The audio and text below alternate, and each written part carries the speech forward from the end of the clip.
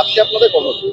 আজকে আমাদের কর্মসূচি হলো এটাই, গত পরশুদিন লোকসভায় সংবিধানের 72 বছর পূর্তি উপলক্ষে জবাবি ভাষণে আমাদের গৃহমন্ত্রী, ভারতবর্ষের স্বরাষ্ট্রমন্ত্রী, যিনি ক্রিমিনাল, একজন দাগি আসামি, গুজরাটের দাগি আসামি, এবং উনি একসময়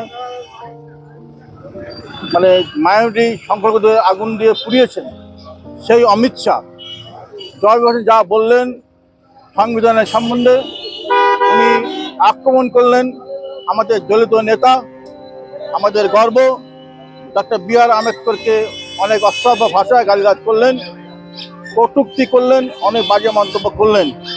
এতে এই মানুষকে ক্ষমা নানা রকম মন্তব্য করাতে তারা 140 কোটি মানুষের অপমান করলো। ভারতবর্ষ 140 কোটি মানুষ অপমান করলো।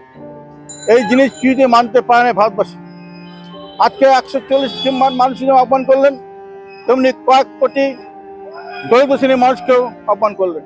কেন? বি.আর. আম্বেদকর একজন দলিত শ্রেণীর প্রতিনিধি, উনি সংবিধান প্রণেতা, সব কিছু ভারতবর্ষে আছে। যে সংবিধানের জন্য ভারতবর্ষে ভোট হচ্ছে, প্রধানমন্ত্রী নরেন্দ্র মোদী অমিত শাহ শপথ নিয়েছে সংবিধানকে, সেই সংবিধান হত্যা করা ষড়যন্ত্র করেছে। 101 কথা ঠিক, যখন সংবিধানটা 1950 সালে গৃহীত হয়েছিল, 1950 সাল আগে এই সংবিধানের বিরুদ্ধে আরএসএস এবং জনসংঘ বিরোধিতা করেছিলেন। এই সংবিধান কিছুতেই মানতে চাইছিলেন না। ওনারা চাইছিলেন একটা হিন্দুত্ববাদী দেশ, যে হিন্দুত্ববাদী দেশ খালি ব্রাহ্মণরা থাকবে, দলিত শ্রেণীর মানুষরা থাকবে না, মায়ানটি শ্রেণীর মানুষরা থাকবে না, সেই রকম সংবিধান করতে চাইছিলেন। ভারতবর্ষের ধর্মনিরপেক্ষ রাষ্ট্র, এখানে নানা ভাষা, নানা জাতির মানুষ থাকে, দলিত শ্রেণীর মানুষ আছে। দলিত শ্রেণীর মানুষের প্রতিনিধি আম্বেদকর, উনি সেটা করতেননি। জানে যে সংবিধানে ভারতবর্ষের সব মানুষ সমান অধিকার থাকবে, যে সংবিধান করে ভারতবর্ষের উন্নয়ন করে চলছে, যে সংবিধান করে আমরা চলছি, সেই সংবিধানকে হত্যা করার জন্য মোদী সরকার উঠে বলে গেছে। আজ লোকসভা নির্বাচনে বলছিলেন 400 সিট পার করতে হবে, 4 সিট পার করলে নতুন সংবিধান করে বিজেপি।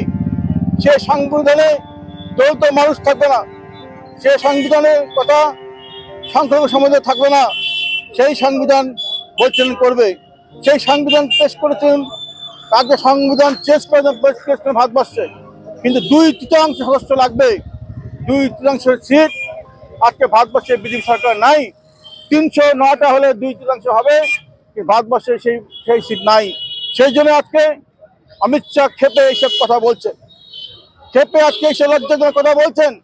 তাই জন্য আজকে আমাদের আন্দোলন সারা ভারতবর্ষে, এই ভারতবর্ষে আন্দোলন গতকাল হয়েছে উত্তরপ্রদেশে, আসামে।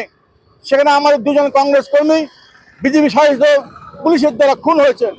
আমরা তাই সারা ভারতবর্ষে আজকে এই আন্দোলন করছি, আমাদের বিক্ষোভ কর্মসূচি চলছে, পুষ্পতুল পুরাচ্ছি সারা ভারতবর্ষের সাথে। পশ্চিমবঙ্গে আজকে আমাদের জেলায় সব ব্লকে একই সময় প্রোগ্রাম হচ্ছে। আজকে যে করে হোক অমিত শাহকে পদত্যাগ করতে হবে মন্ত্রিসভা থেকে, অমিত শাহকে ক্ষমা চাইতে হবে লোকসভায়, অমিত শাহকে গ্রেপ্তার করতে হবে। এই দাবি নিয়ে আমরা চলছি। অদ্ভুত ব্যাপার, জাতীয় কংগ্রেস আন্দোলন করছে অমিত শাহের মন্তব্যে, অন্যান্য দল করছে।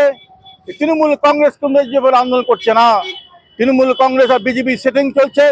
তৃণমূল কংগ্রেস আর বিজেপি এক, আজকে প্রমাণিত হচ্ছে। কিন্তু তৃণমূল কংগ্রেস বি.আর. আম্বেদকরকে অপমান করার ব্যাপারে কোনো মন্তব্য করছে না, কোনো আন্দোলন করছে না। জাতীয় কংগ্রেস যে কোনো মূল্যে সংবিধান রক্ষা করবে, জাতীয় কংগ্রেস যে কোনো মূল্যকে গণতন্ত্র রক্ষা করবে, জাতীয় কংগ্রেস যে কোনো মূল্যে দলিতদের রক্ষা করবে, জাতীয় কংগ্রেস যে কোনো মূল্যে সংখ্যালঘু রক্ষা করবে। এই প্রতিজ্ঞা নিয়ে আজকে রাহুল গান্ধী, আমাদের কংগ্রেস নেতা, বিরোধী নেতা, দৌড়াচ্ছে, চলছে।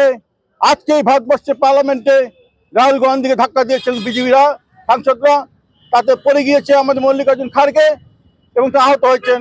আজকে ধাক্কা দেখতে হয়েছেন সংবিধানে। লোকসভায় এই ধরনের ঘটনা কিন্তু হয়নি, যা কিনা বিজেপি ন্যাক্কারজনকভাবে বিরোধীদের আক্রমণ করছে, খায় না, হাত তুলছে, ধাক্কা দিয়ে করছে। এর জবাব আগামী নির্বাচন দেবে মানুষ। এই জন্য আমরা এই জন্য আন্দোলন করছি, সারা ভারতবর্ষের আন্দোলনের সাথে রায়গঞ্জ করছি, জেলায় করছি, আমরা আন্দোলন করছি।